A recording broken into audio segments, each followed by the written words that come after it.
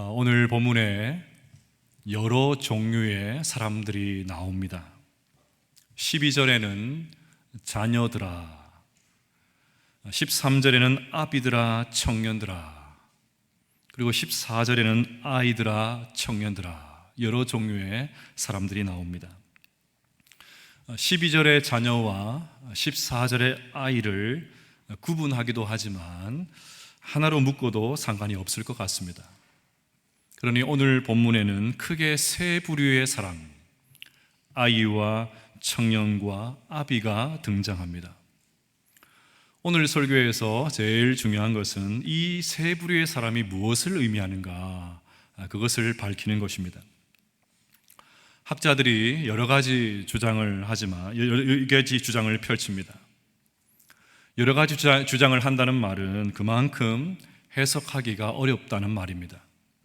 동시에 어느 것을 선택하든 크게 문제가 되지 않는다는 말입니다.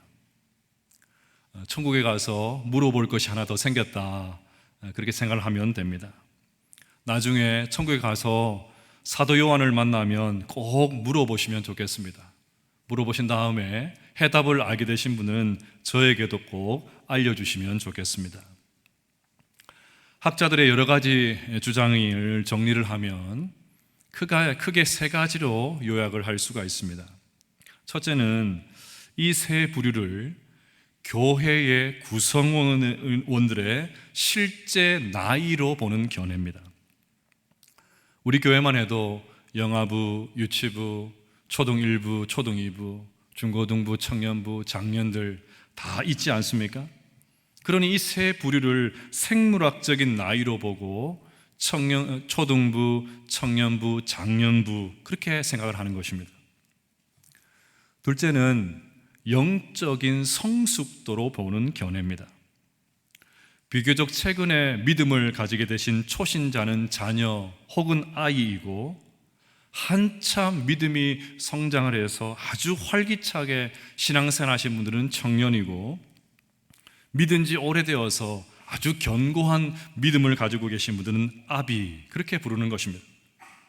그러니 이 해석대로 하면 우리의 신앙은 시간이 지나면서 자라고 성장하고 성숙해야 된다는 것입니다. 셋째는 교회로 보는 견해입니다. 세 부류를 지나치게 구분하거나 그렇게 하지 말고 교회 안에 남녀노소, 어린아이로부터 어른까지, 또 갓 태어난 신생아부터 연로한 노인까지 다 있는 것처럼 교회 전체를 지칭하는 것으로 보자는 것입니다.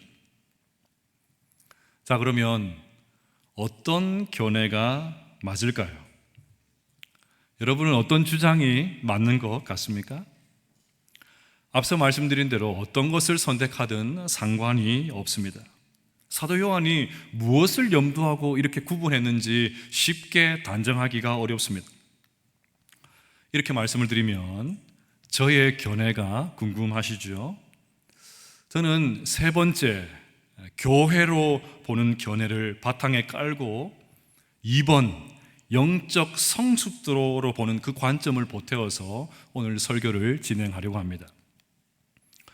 요엘서 2장 28절을 보면 장차 성령님께서 교회에 임하실 때 어떤 일이 벌어지게 될까 예언을 해두었습니다. 그 후에 내가 내 영을 만민에게 부어주리니 너희 자녀들이 장래일을 말할 것이며 너희 늙은이는 꿈을 꾸며 너희 젊은이는 이상을 볼 것이며. 이 구절은 자녀들만 장래일을 말하고 늙은이만 꿈을 꾸고 젊은이만 이상을 본다, 그런 말이 아닙니다. 나중에 성령님께서 임하시면 교회 안에 있는 자녀들, 청년들, 장년들, 노인들 너나 할 것 없이 전부 다 하나님 나라의 비전을 갖게 된다는 말입니다. 교회 안에 있는 모든 세대가 하나님 나라의 비전을 품게 된다는 말입니다. 그것을 강조하기 위해서 자녀들, 늙은이, 젊은이, 그런 표현을 쓴 것입니다. 그러니 오늘 본문은 아이들, 청년들, 또 아비들, 특정 부류의 사람들을 대상으로 쓴 것이 아닙니다. 교회 안에 있는 모든 어른들, 청년들, 어른들, 모든 사람들을 위해서 쓰여진 것입니다. 즉 전체 교회를 위해서 쓰여진 것입니다. 다시 말하면 교회 안에 있는 모든 성도들은 어린아이와 같은 신앙을 가져야 되고, 청년들과 같이 힘있는 신앙생활을 해야 되고, 아비와 같이 영적으로 성숙을 해야 된다는 말입니다. 이런 측면에서 오늘 본문이 우리에게 주는 세 가지 도전을 한번 살펴보겠습니다. 첫째는 아이처럼 구원의 감격이 있어야 됩니다. 어린아이의 장점은 천진난만함이지요. 저는 담임 목사는 어른들만의 목사가 아니고 모든 세대의 목사가 되어야 된다, 그렇게 생각을 하고 있습니다. 그런데 점점 그것이 쉽지가 않습니다. 아무래도 장년들, 어른들 상대할 때가 훨씬 더 많지요. 그래서 제 나름대로 노력하는 것 가운데 하나가 교회에서 우리 아이들, 자녀들, 다음 세대들을 만나면 하이파이브를 하는 것입니다. 그런데 하이파이브를 하면서 아이들을 보면서 발견한 것이 하나가 있습니다. 나이가 어릴수록 아이들 얼굴이 밝습니다. 뭐가 그렇게 좋은지 얼굴에 미소가 만연합니다. 별말 안 했는데도 얼마나 잘 웃는지 까르르 까르르 거립니다. 오늘 2부에도 오기 전에 유치부 가서 하이프를 몇 명 했거든요. 하니까 아이들이 하이파이브 하면서 막 웃습니다. 얼마나 잘 웃는지 몰라요. 최두선 목사님의 딸 이래는 저를 볼 때마다 목사님 손을 더 높이 드세요, 손을 더 높이 드세요 하면서 캥거루 같이 펄짝펄짝 뛰기도 합니다. 그런데 안타까운 것은 그렇게 밝은 아이들이 초등학교 4학년쯤 되면 점점 얼굴이 어두워지기를 시작을 합니다. 중학생이 되면 표정이 없어요. 표정이 없습니다. 얼마나 무서운지 모릅니다. 그래서 오죽하면 저 북한의 김정은이가 남한의 중학생들 무서워서 전쟁 못한다, 뭐 그런 말 하지 않습니까? 여러분, 신앙생활을 막 시작하신 분들, 영적으로 갓 태어난 분들의 특징은 기쁨입니다. 12절을 보십시오. 자녀들아, 내가 너희에게 쓰는 것은 너희 죄가 그의 이름으로 말미암아 사함을 받았으며. 초신자들은 예수님을 만난 감격이 있습니다. 죄에서 해방된 기쁨이 있습니다. 하나님의 자녀가 되었다는 감격이 있습니다. 얼마나 예배를 사모하는지 모릅니다. 혹시나 예배에 늦을까봐 막 달려 나옵니다. 미리 와서 예배를 준비합니다. 지각하지 않습니다. 교회 온 지 얼마 되지 않아서 전부 다 낯선 찬송인데도 얼마나 찬송을 열심히 부르는지 모릅니다. 눈물을 흘리면서 찬양을 부릅니다. 눈이 반짝반짝합니다. 한 말씀이라도 더 듣기 위해서 앞자리에 와서 앉습니다. 뒤에 앉은 분들 다 수상한 분들이에요. 다음 주에 앞자리에 앉는 은혜가 있게 되시길 축복합니다. 어찌하여 아멘이 소리가 이렇게 적으십니까? 여기 앞자리 비었습니다. 탈모가 된 것 같지 않아요? 이런 측면에서 교회는 생명의 역사가 계속해서 일어나야 됩니다. 구원의 감격을 갖고 뜨겁게 신앙생활 하신 분들이 계속해서 생겨나야 됩니다. 오늘과 같이 세례받고 하나님의 자녀로 새롭게 태어나는 분들이 계속해서 많아져야 됩니다. 여러분, 집에 어린아이가 하나도 없고 전부 다 어른들만 있으면 재미가 없잖아요. 그런데 아이가 생기고 생명이 태어나면 온 집안에 생기가 넘쳐납니다. 마찬가지로 교회 안에 뜨겁게 신앙생활 하는 분들이 많아져야 됩니다. 교회에서 예배 드리는데 교회 안에 전부 다 근엄하게, 전부 다 점잖게, 전부 다 무표정으로, 웃음기 하나 없이 전부 다 무표정으로 근엄하게, 경건하게 그렇게 앉아있으면 저는 막 숨이 막혀서 설교를 못할 것 같아요. 교회 안에 새로운 분들 없고 늘 보는 분들이 그분이고 또 그분이고 얼마나 답답하겠습니까? 그러니 어린아이와 같이 생기발랄하게 구원의 감격 갖고 신앙생활분들이 많아져야 됩니다. 하지만 여러분, 초신자들만 구원의 감격을 가져야 되겠습니까? 새 가족들만 구원의 감격 가지고 막 기뻐해야 되겠습니까? 구원의 감격은 새 가족의 전유물이 아닙니다. 아무리 믿은 지 오래되었다고 해도 나같이 부족한 사람을, 나같이 죄 많은 사람을 하나님의 은혜로 나를 하나님께서 하나님의 자녀 삼아주셨다니, 그 생각을 하면 어떻게 무덤덤할 수가 있습니까? 아무리 시간이 지나면 타성에 빠진다고 해도 구원의 감격이 어떻게 매너리즘에 빠질 수가 있다는 말입니까? 이런 측면에서 예수님께서 마태복음 18장 3절에서 하신 말씀을 우리는 엄중하게 받아야 됩니다. 이르시되 진실로 너희에게 이르노니 너희가 돌이켜 어린아이들과 같이 되지 아니하면 결단코 천국에 들어가지 못하리라. 같이 한번 읽어볼까요? 시작. 이르시되 진실로 너희에게 이르노니 너희가 돌이켜 어린아이들과 같이 되지 아니하면 결단코 천국에 들어가지 못하리라. 그러니 여러분, 어린아이와 같은 심령이 회복되게 되시기를 주님의 이름으로 축복합니다. 구원의 기쁨이 회복되시기를 축복합니다. 하나님 앞에서 너무 무게 잡지 마십시오. 하나님 앞에 예배드리는데 왜 그렇게 무게를 잡으십니까? 너무 심각한 표정 짓지 마십시오. 심각한 표정 짓지 말라니까요. 왜 하나님 앞에 그렇게 무게를 잡는지 모르겠어요. 교회 밖에 나가면 그렇게 맑은데 교회만 들어오면 왜 이렇게 심각해지는지 모르겠어요. 반대가 돼야 됩니다. 하나님 앞에 나올 때 늘 밝은 모습, 어린아이같이 천진난만한 모습으로 구원의 감격을 가지고 하나님을 섬기실 수 있는 모든 성도들 다 되시기를 주님의 이름으로 축복합니다. 둘째로, 청년처럼 영적 전투에서 승리해야 됩니다. 저는 운동을 참 좋아합니다. 그런데 이제 아킬레스건 수술로 인해서 그 좋아하는 운동하고 이제 이별해야 된다 생각하니까 우울한 마음마저 듭니다.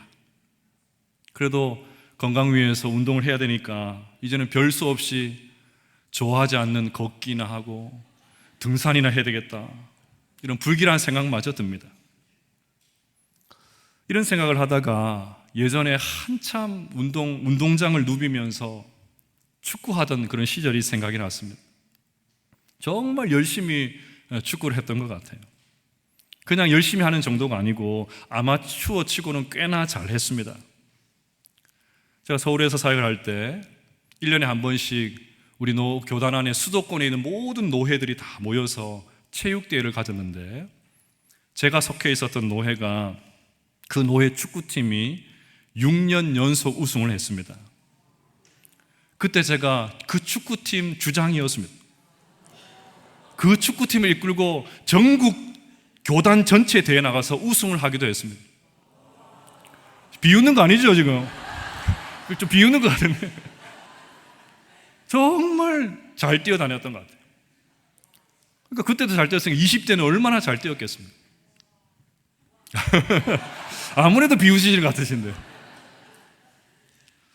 그렇게 젊을 때 운동 열심히 했던 그 생각하다가 이제 나이가 들어서 운동하면 몸이 예전만 못하지요. 마음은 청춘인데 몸이 따라주지를 않습니다. 한번 오랜만에 청년들과 함께 축구를 한 적이 있습니다. 그래도 왕년에 공을 좀 찼는데 자신감이 있었습니다. 그래서 막 열심히 뛴다고 뛰었습니다. 그런데 경기를 지켜보던 제 아내가 안타까운 목소리로 이렇게 말을 합니다. 여보, 열심히 뛰어요. 제가 분명히 죽을 힘을 다해서 뛰고 있는데 밖에서 지켜보니까 영락 없이 배 나온 아저씨입니다. 못 뛰는 거예요.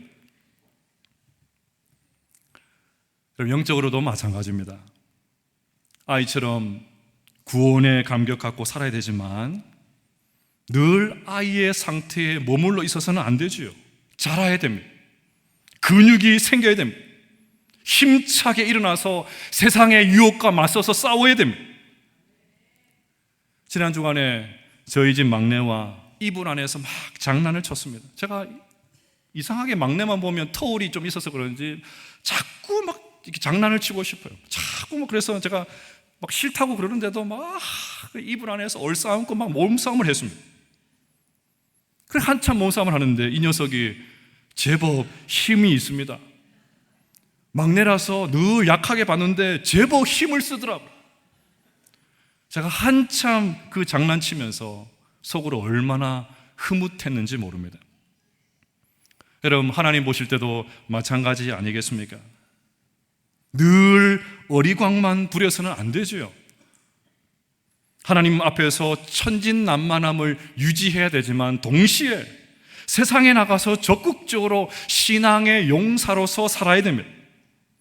말씀대로 살지 못하게 만드는 모든 유혹 앞에서 속수무책으로 끌려다니는 것이 아니고 과감하게 하나님을 선택해야 됩니다. 세상은 늘 소리칩니다.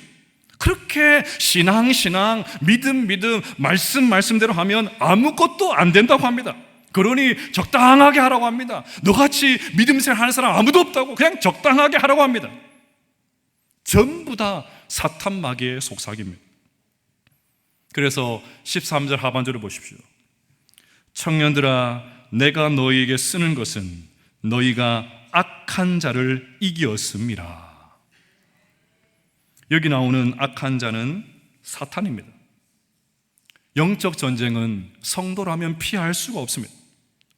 사탄 마귀는 어떻게든지 성도들과 하나님을 떼어놓으려고 하니까 제대로 믿어보려고 하면 사탄이 우리를 가만히 두지를 않습니다. 그러니 우리는 청년처럼, 젊은이들처럼 악한 마귀와 싸워서 이겨야 됩니다. 사도 바울의 표현대로 하면 하나님 아는 것을 대적하여 높아진 것을 다 무너뜨리고 모든 생각을 사로잡아 그리스도에게 복종하게 하고, 그런 삶을 살아야 됩니다. 그럼 어떻게 사탄을 이길 수가 있겠습니까? 14절 하반절에 답이 나옵니다. 청년들아, 내가 너희에게 쓴 것은 너희가 강하고 하나님의 말씀이 너희 안에 거하시며 너희가 흉악한 자를 이기었음이라. 하나님의 말씀이 너희 안에 거하시며 너희가 흉악한 자를 이겼다. 새벽에 이 말씀을 가지고 묵상을 하는데 이런 문장이 생각이 났습니다. 청년은, 생물학적인 청년은 힘으로, 청년의 힘이 있잖아요. 청년은 힘으로, 영적 청년은 말씀으로. 별로 감동이 없으시네. 저는 막 너무너무 감동이 돼가지고 이거 잊어버릴까봐 막 썼습니다. 청년은 힘으로, 영적 청년은 말씀으로. 여러분, 예수님께서 3번의 사탄의 시험을 하나님 말씀으로 이기셨습니다. 우리가 사탄 마귀를 이길 수 있는 방법은 하나님 말씀밖에 없는 줄로 믿습니다. 하나님 말씀이 성령의 검입니다. 그러니 일상의 유혹이 올 때마다 은혜 받은 말씀, 내가 읽었던 말씀, 내 안에 있는 말씀, 오늘 들었던 말씀, 그 말씀을 끄집어내어 가지고 모든 사탄의 유혹들을 이겨낼 수 있는 우리 모두가 되시기를 주님의 이름으로 축복합니다. 그래서 영적인 전투에 승리할 수 있는, 젊은이처럼 힘있게 영적인 전투에 승리할 수 있는 우리 모두가 되시기를 주님의 이름으로 축복합니다. 마지막 셋째로, 어른처럼 영적으로 성숙해야 됩니다. 13절입니다. 아비들아, 내가 너희에게 쓰는 것은 너희가 태초부터 계신 이를 알았으며. 14절 중반절도 보겠습니다. 아비들아, 내가 너희에게 쓴 것은 너희가 태초부터 계신 이를 알았으며. 태초부터 계신 분은 하나님이시죠. 그러니 아비, 즉 어른은 하나님을 아는 자들이라는 말입니다. 성경에서 안다는 것은 지식적으로, 정보로, 머리로 안다는 것이 아니죠. 특별히 요한 1서에서 하나님을 안다는 것은 하나님과 사귀는 사람이라고 말씀을 드렸습니다. 하나님과 사귀는 사람, 하나님과 깊은 관계를 맺고 있는 사람은 자연스럽게 주님을 닮아갑니다. 그러니 진짜 어른, 진짜 좋은 어른, 진짜 노인, 진짜 존경받아야 될 어른은 주님을 닮은 사람이라는 말입니다. 교회 안에 이런 경건한 어른들이 많아져야 됩니다. 좋은 어른들이 많아져야 됩니다. 단순히 생물학적으로 나이가 많은 그런 것이 아니고요, 정말 주님을 닮아가는 신앙적인 어른이 필요합니다. 그럼 대개 신앙이 어린 분들을 보면 자기 중심적으로 생각할 때가 많죠. 교회 전체를 생각하지 않습니다. 근시안적입니다. 늘 자기 편한 대로 생각하고 늘 자기 편한 대로 말하고 자기 몫밖에 모르고 다소 이기적입니다. 하지만 영적으로 철이 들면 다른 사람이 보이기 시작합니다. 내가 이렇게 말하면 저 사람 어떻게 살까? 다른 사람이 보이기 시작하는 거예요. 제가 어제 저녁에 우리 동네 근처에 한 마트가 폐점하게 되어가지고 싸게 판다고 하더라고요. 그래서 저희 아내 손을 붙들고 그 마트에 갔습니다. 갔더니 한 점원이 풀이 다 죽어가지고, 주인은 아니겠죠. 아마 일하신 분인데 이제 가게가 폐업하게 되었으니까 표정이 하나도 없어요. 참 안타까운 마음이 들었습니다. 근데 어떤 어르신이 딱 오더니 계산하면서 뭐라고 하신지 아십니까? 얼마나 안 됐으면 망하노? 얼마나 안 됐으면 망하나? 저 마음이 너무너무 불편했어요. 그래 망했어. 안 그래도 저러고 있는데 계신데 거기 가가지고 확인하고 사살하고, 얼마나 안 됐으면 망하노? 이 말입니까? 똥입니까? 어떻게 그런 말을 할 수 있어요? 제가 너무너무 불편해요. 그래서 우리 아내랑 나오면서 어떻게 저런 말을 할 수 있나? 영적으로 철이 들면 다른 사람의 형편이 들어옵니다. 다른 사람을 향한 눈이 열리기 시작하는 거예요. 그런 사람의 한마디 말은 힘이 있습니다. 그런 선배, 그런 어른들이 있으면 후배들이 어떤 인생의 결정을 내릴 때 막 그 사람을 찾아가지 않겠습니까? 부담스러워하지 않고 기도 제목 부탁하고 누구든지 그 좋은 경건한 어른한테 찾아가서 마음 편히 지내면서 그런 믿음의 어른들이 많아져야 됩니다. 저는 이 말씀을 준비하면서 마음이 편치를 못했습니다. 사회를 보나 교계를 보나 교회를 보나 세대 간의 갈등이 너무 심합니다. 좋은 어른들이 점점 사라지고 있습니다.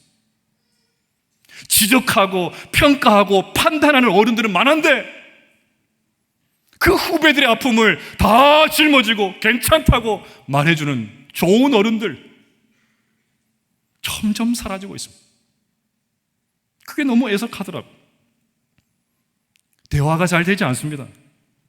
전부 자기 말만 합니다. 분명히 대화하고 있는데 상대방의 말을 귀를 기울이지 않고 자기 말만 합니다. 솔직히 저도 노예 안에서 여러 어른들, 선배 목사님들 만나면 부담될 때가 있어요. 다 그런 건 아니고 부담되는 분들이 계실 때가 있어요. 반대로 후배들이 저와 함께 또 시간을 보내면 똑같은 마음이 들겠죠. 이유가 뭡니까? 영적으로 성숙한 것이 아니고 꼰대 같은 부모, 꼰대 같은 선배, 꼰대 같은 어른들 많아졌기 때문 아닙니까? 다 품어주고. 지난 주간에 며칠 전이죠, 저희 외할머니께서 돌아가셨습니다. 96세 외할머니 돌아가셨습니다. 저희 어머님이 첫째고 제가 외손이지만 장손이고 형제들이 많기 때문에 얼마나 많은 자녀들이 있겠습니까? 증손까지 얼마나 많겠습니까? 10년 동안 요양병 계시면서 치매가 오셨지만 저의 이름을 잊지 않으셨어요. 늘 저의 이름 부르셨어요. 제가 그 장례를 치르면서 제일 가슴 아팠던 게 뭐냐면 품어줄 할머니가 없구나. 너무너무 그게 가슴 아팠어. 정원이가 그 사투리로, 그 지방 사투리로 정원이 왔나? 정원이가 아무도 못 알아보고 모든 자식들도 못 알아보는데 저만 알아보시고, 저만 가면 알아보시고, 정원이 왔나? 정원이가, 그 할머니가 사라졌는데 그 어른이 살았더니 너무너무 애석한 거예요. 그래 여러분, 영적으로 성숙해지는 것, 우리가 점점 영적으로 성숙해 좋은 어른이 되는 것, 좋은 경건한 부모가 되는 것, 우리 모두의 고민이고 우리 모두의 기도 제목이 되어야 될 줄로 믿습니다. 사랑하는 여러분, 말씀을 정리하겠습니다. 아이와 같은 심령이 되어서 구원의 감격이 회복될 수 있게 되시기를 주님의 이름으로 축복합니다. 청년의 기백으로 영적 전투에서 승리하게 되시기를 축복합니다. 무엇보다 영적으로 성숙한 좋은 부모, 좋은 어른, 경건한 선배, 믿음의 어른들 다 되셔서 우리 자녀들과 우리의 모든 다음 세대들, 교회 안에 있는 모든 후배들을 넉넉히 품어줄 수 있는, 너른 품으로 품어줄 수 있는 믿음의 어른들 다 되시기를 주님의 이름으로 축복합니다.